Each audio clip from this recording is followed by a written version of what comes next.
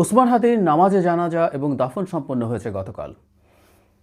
গত বেশ কিছু সময়ের মধ্যে সবচেয়ে বড় জামাত হয়েছে তার নামাজে জানাজায়। এবং এরপর কেউ কেউ বলার চেষ্টা করছেন, ফেসবুকে দেখলাম, যে হাদির এই জানাজায় মানুষের উপস্থিতি হাদির যে রাজনীতি সেটার এক বিরাট এন্ডোর্সমেন্ট এবং সেটা ভবিষ্যতের রাজনীতির গতি প্রকৃতি ঠিক করে দিচ্ছে। খুব কনফিডেন্টলি কেউ কেউ বলছেন, যারা খানিকটা রাজনৈতিক বোঝাপড়া রাখেন তাদেরকেও বলতে শুনছি। কথাটা কি ঠিক? খুবই জরুরি প্রশ্ন এটা, এবং এটা একটু অ্যানালাইজ করা দরকার। কারণ হলো, বাংলাদেশের রাজনীতির গতি প্রকৃতি যদি ওসমান হাদি যা রাজনীতি করতেন, তার যে রাজনীতি ছিল সেটার মতো হয়, তাহলে এটা খুবই বড় একটা ঘটনা। নিশ্চিতভাবেই হবে কিনা সেটা বলতে চাই, কথা বলবো। তার জানাজায় কেমন মানুষ হয়েছে আমি দেখলাম। কি যেন প্রযুক্তি আছে, স্যাটেলাইট দিয়ে লোকজন এক ধরনের ম্যাপিং ট্যাপিং করে তারা এটা করছেন। সংখ্যা, কনজারভেটিভ সংখ্যাটাও বেশ বড়, 6 থেকে 7 লক্ষ মানুষ সেখানে জমায়েত হয়েছিলেন কারো কারো হিসাবে। এটা হয়তো আমি জানি না, আমি এই জিনিসগুলো সম্পর্কে বিস্তারিত জানি না, কিন্তু ফেসবুকে শেয়ার দেখে বুঝতে পারছি। কেউ কেউ আবার অন্য কোনো ওয়েবসাইট বা অন্য কোনো প্রযুক্তি ব্যবহার করে তারা দেখেছেন এটা 1 মিলিয়নেরও বেশি হতে পারে, মানে 10 লক্ষের বেশি মানুষ হতে পারে। কনজারভেটিভ সংখ্যাটাও অনেক বড় নিশ্চিতভাবেই।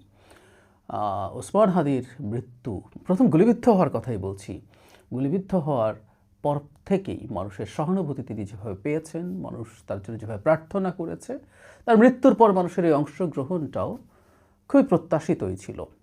আবার শোনা যায়, আমি নিশ্চিত নই, কোনো কোনো ক্ষেত্রে যথেষ্ট অর্গানাইজ করে ওখানে উপস্থিতি বাড়ানোর চেষ্টা হয়েছে। যাই হোক, কিন্তু স্বতঃস্ফূর্ত উপস্থিতি ছিলই, স্বতঃস্ফূর্ত অংশগ্রহণ ছিলই, এটা নিয়ে কোনো দ্বিধার কিছু না। আমার পরিচিত বহু বহু বহু মানুষকে সেখানে জানাজার নামাজে যেতে দেখেছি। এখন প্রশ্ন হচ্ছে, এই উপস্থিতিটা রাজনীতির গতি প্রকৃতি ঠিক করছে কিনা, বা তার আগে এই আলাপটা একটু করে নিয়ে জানাব, ওসমান হাদির যে জানাজা, তাতে এত মানুষ কেন গেল? বা তার রাজনীতির সমর্থক হতেই হবে তার জানাজায় যাওয়ার জন্য? এটা একটা প্রশ্ন।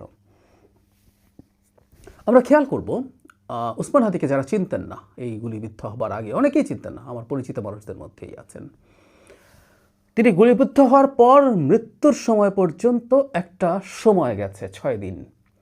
ধরলাম আমরা এভাবে যদি চিন্তা করি, ওসমান হাদি গুলিবিদ্ধ হয়েছেন, মারা গেলেন, তারপর তার জানাজা হলো। আমি অনুমান করি জানাজার এই পার্টিসিপেশনটা হতো না। উনি তার মৃত্যু এবং তার গুলিবিদ্ধ হওয়ার মাঝখানে যে সময়টা, সেই সময়টাতে ওসমান হাদির অনেকগুলো ভিডিও আমাদের সামাজিক মাধ্যমে ছড়িয়ে পড়েছে। মেইন স্ট্রিম চ্যানেলগুলো রিপিটেডলি দেখিয়েছে। কি দেখা গেল সেখানে খুবই আবেগাপ্লুত হওয়ার মতো ঘটনা আছে। তিনি তার কন্যাকে নিয়ে কথা বলছেন, শিশু কন্যাকে নিয়ে। তিনি ক্যাম্পেইন করছেন নির্বাচনে, খুব সাধারণ বেশভূষায়, লুঙ্গি পরে, সাধারণ পোশাক পরে, খুবই সাধারণভাবে নিজে হেঁটে মানুষকে লিফলেট দিচ্ছেন, কথা বলছেন, মানুষকে জড়িয়ে ধরছেন। প্রায় বলি যে তার রাজনীতি নিয়ে আমাদের দ্বিমত থাকতে পারে, কিন্তু ওসমান হাদির একটা সারল্য ছিল, সততা ছিল, এটা ইম্পর্টেন্ট, প্যাশন ছিল। ভ্যানে ঘুমাচ্ছেন কাজ করতে করতে, মুড়ি বাতাসা দিয়ে ক্যাম্পেইন করছেন, স্ত্রীকে রান্নায় সাহায্য করছেন, সবজি কেটে দিচ্ছেন। তার চাইতে বড় কথা, অনেকগুলো টকশো ছড়িয়ে ছিটিয়ে আসে যেখানে তিনি তার মৃত্যু নিয়ে কথা বলেন, আবেগাপ্লুতভাবে তিনি কীভাবে মারা যেতে চান, কীভাবে মিছিলে বুলেটে তার মৃত্যু শহীদ দিয়ে, তিনি বুলেট দিয়ে শহীদ হতে চান, তার কফিন কেমন হওয়া উচিত, অনেক অনেক খুবই আবেগাপ্লুত কথাবার্তা। মানে মনেই হতে পারে সামহাউ এত চমৎকারভাবে তাকে আবেগাপ্লুত করার মতো কন্টেন্ট আমাদের সামনে এসে হাজির হয়েছে। তার চাইতে জরুরি কথা, তার রাজনৈতিক দুটো মতাদর্শ অন্তত মানুষকে খুব কানেক্ট করেছে। একটা হলো তার ভারত বিরোধিতা, আরেকটা হচ্ছে আওয়ামী লীগ বিরোধিতা। এ দুটো আমি আসব। ফলে ইটস এ প্যাকেজ। একটা ব্যক্তি ওসমান হাদি, নানা ব্যাপারে তার জীবন দর্শন, এবং বাংলাদেশে খুবই পপুলার দুটো ব্যাপার, ভারত বিরোধিতা এবং আওয়ামী বিরোধিতা, তারকে কানেক্ট করতে সাহায্য করেছে। যারা তাকে চিনতেন, আর যারা চিনতেন না তারা নতুন করে কানেক্টেড হয়েছেন। ফলে তার প্রতি মানুষের আবেগ তৈরি হয়েছে এবং শেষ পর্যন্ত যেহেতু মানুষ দীর্ঘ সময় থেকে তার জন্য প্রার্থনা করেছে, অনেকগুলো দিন, অনেকগুলো মানে অনেক না, তারপরও একটা মানুষ জীবন মৃত্যু সন্ধিক্ষণে 6 দিন থাকা, it's a huge amount of time. ফলে মানুষ পার্টিসিপেট করেছে। তার প্রতি ভালো লাগা, তার প্রতি শুভকামনা, তার প্রতি ভালোবাসা, এটা থেকেই তারা গেছেন। আমি তাই মনে করি এর জন্য তার রাজনীতি সমর্থন করতে হবে তা না। তো এর এক ধরনের ডানপন্থী মুসলিম আইডেন্টিটির রাজনীতি করতেন, মুসলিম ন্যাশনালিজম আমরা এভাবে বলবো, রাজনীতি করতেন। এবং যেটা আমি তাকে প্রশংসা করি, প্রায় প্রশংসা করি, সেটা হচ্ছে এটার জন্য যে কালচারাল যে প্রস্তুতি প্রয়োজন, কালচারাল যে গ্রাউন্ড তৈরি করা প্রয়োজন, সেটা তিনি করতে গিয়েছিলেন। তিনি কিন্তু হ্যাঁ, একটা সময় শুরুর দিকে তিনি খুবই রাফ কথাবার্তা বলেছেন, আক্রমণাত্মক কথাবার্তা বলেছেন, অনেক ক্ষেত্রে সব ভেঙে চুরে দাও ধরনের কথাবার্তা বলেছেন। কিন্তু পরবর্তীতে তিনি সেখান থেকে সরে এসে একটা প্ল্যাটফর্ম তৈরি করেছেন, ইনকিলাব কালচারাল সেন্টার, মঞ্চ তো ছিলই। সেখানে থেকে তিনি চেষ্টা করেছেন তার যে রাজনীতি, তার যে রাজনৈতিক চিন্তা, সেটাকে গ্রো করা।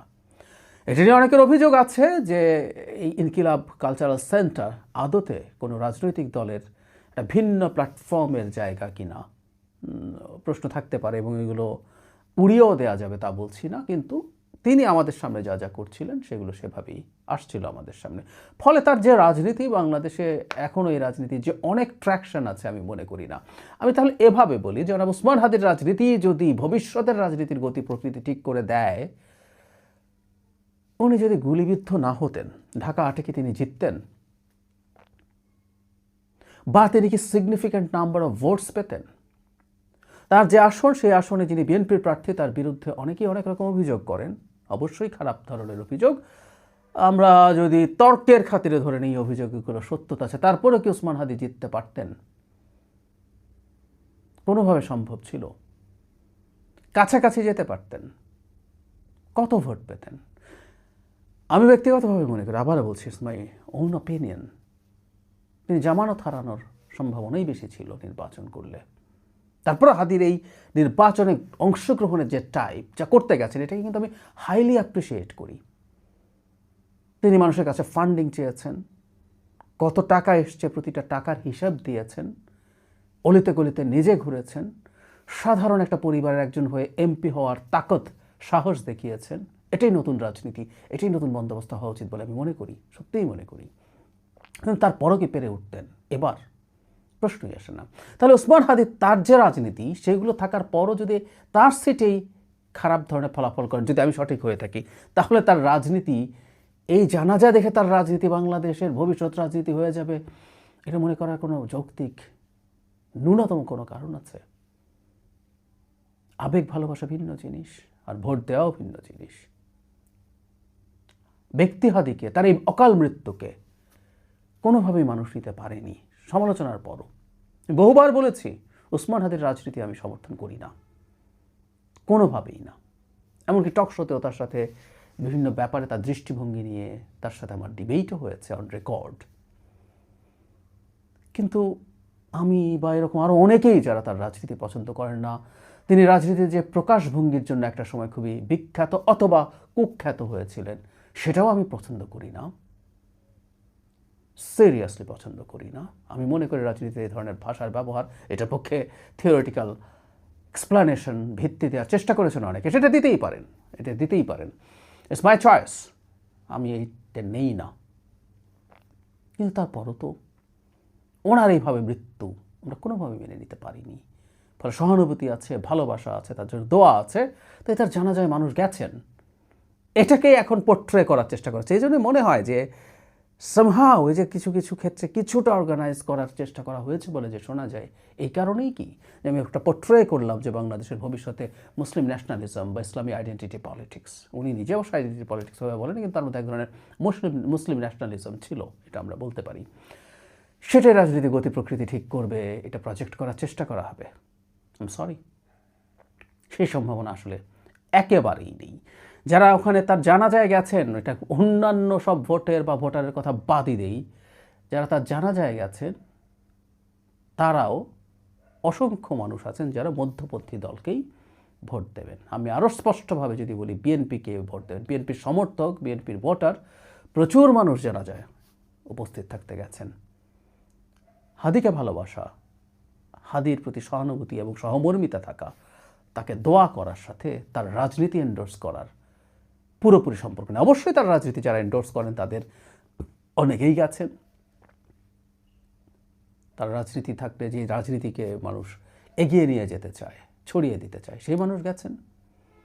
কিন্তু যারা গেছেন, যতজন গেছেন, এটা দ্বারা এই শোকেসিং হয় একেবারেই একমত নই। একজন ব্যক্তি হাদির প্রতি ভালোবাসার বহিঃপ্রকাশ হয়েছে নানা কারণে, যে বললাম নানা কিছু আমাদের সামনে আসলো, সেই জিনিসগুলো ছিল তার ভাষা, তার কানেক্ট করার চেষ্টা। টকশোতে তো তিনি তুলনামূলকভাবে রাস্তায় যেভাবে বক্তৃতা করতেন তার বাইরে করতেন, it's a very good communicator. তিনি মানুষের সাথে তার কমিউনিকেশন দেখাতে পেরেছেন। ইভেন তার কিছু, যে বললাম না সব ক্ষেত্রে একমত নই, তার অনেক কিছুর সাথে দ্বিমত করলো, অসাধারণ সুন্দর সব ইস্যুজ আছে।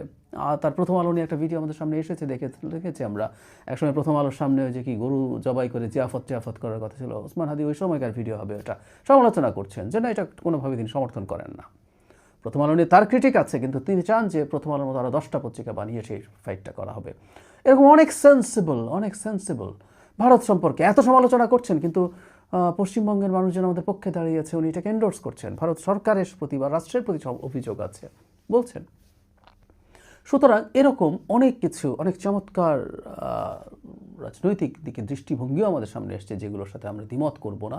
এবং হি ওয়াজ এ ভেরি গুড কমিউনিকেটার, খুব আটপৌরে ভাষায় কথা বলেন, কমিউনিকেট করতে পারেন। আবার অ্যাট দ্য সেম টাইম বাইরেও তিনি যখন খুবই অ্যাংরি ইয়াং ম্যান একটা লুক আছে, আমি প্রায় বলি কথাটা, ভবিষ্যতের রাজনীতিতে সম্ভবত এই ধরনের মানুষ আরও আসবেনই। ওসমান হাদি চলে গেলেন, কেউ না কেউ আসবে, কারণ এটাই এখন এই রাজনীতির একটা যুগ শুরু হয়েছে, রাইটেস্ট ডেমাগগস। আমি ডেমাগগ শব্দটা বলেই ফেললাম।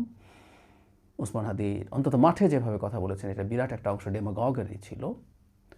তো এটা আবারও আসবে এবং এটা খুব ভালো কানেক্ট করে, এই সময়গুলোতে কানেক্ট করে। বিশেষ করে আমাদের ওই পাশে যখন ভারতে একটা হিন্দুত্ববাদী দল, একটা নরেন্দ্র মোদীর মতো একটা প্রধানমন্ত্রী থাকে, যারা হিন্দুত্ববাদী আইডেন্টিটি পলিটিক্স করে, তার পাল্টা এখানে মুসলিম জাতীয়তাবাদ বা ইসলামী আইডেন্টিটি পলিটিক্স যে কোনো ফর্মেই হোক, এরকম অত্যন্ত টাফ বক্তব্য দেন, উগ্রভাবে কথা বলেন। আর এইরকম নেতার জন্ম আসলে হবে, এটা আমাদের মধ্যে থাকা ক্ষোভকে, বিশেষ করে ভারতকে নিয়ে কেউ যদি এই ধরনের ভাষায় ব্যবহার করেন, বেশি কানেক্ট করবে। এভাবেই উনি কানেক্ট করেছিলেন। সো এটুকু বলা যায়, আমরা এটুকু বলতেই পারি, ভবিষ্যতের রাজনীতিতে এটা আমরা অ্যাগ্রিও করি। বাংলাদেশে ভারতকে তোয়াজ করে শেখ হাসিনার মতো দূরেই থাক, শেখ হাসিনার অর্ধেক বা 1/4 তোয়াজ করেও রাজনীতি করা যাবে না। আমি প্রায় বলি এটা, ওসমান হাদির আগেও আমরা বলতে পারি। At the same time Awami লীগের প্রতিও মানুষের ক্ষোভ যে জায়গায় আছে, সেই জায়গায় আওয়ামী লীগের প্রতিও খুব বেশি সহানুভূতিশীল হওয়া প্রায় ইম্পসিবল হবে। এই ব্যাপারগুলো মাথায় রাখা জরুরি। এটা আসলে এই জানাজার আগেই আমরা জানি। যাই হোক, আমরা ওসমান হাদির আত্মার মাগফিরাত কামনা করি। কিন্তু ওই যে বললাম, তার মৃত্যুর পর থেকে প্রতি মুহূর্তে তাকে নিয়ে রাজনীতি হচ্ছে। আমি রাজনীতি হচ্ছে কথাটাকে খারাপ অর্থে বলি না, মানুষকে নিয়ে রাজনীতি হয়, লাশকে নিয়ে রাজনীতি হয়। আমাদের ইতিহাসের বাঁকে বাঁকে আছে। 69-এর গণঅভ্যুত্থানে আসাদের রক্তমাখা শার্ট নিয়ে শপথ হয়েছিল। ভালো খারাপ ইজ এ ডিফারেন্ট ডিবেট, কারো কাছে ভালো, কারো কাছে খারাপ। ওসমান হাদিকে নিয়েও রাজনীতি হচ্ছে। তো রাজনীতি যেটা হয়, এক পক্ষের যদি অপিনিয়ন থাকে, আর এক পক্ষের, আমার পক্ষের কথাটা আমি জানিয়ে রাখলাম, অহেতুক আমরা এই জানাজাটাকে ওভাবে প্রজেক্ট করার চেষ্টা করছি রাজনৈতিক উদ্দেশ্যে। অনেকেই বুঝে এটা করছেন, কারণ এটার মাধ্যমে তারা মনে করেন যে তাদের ভবিষ্যতে রাজনৈতিক ফায়দা হবে।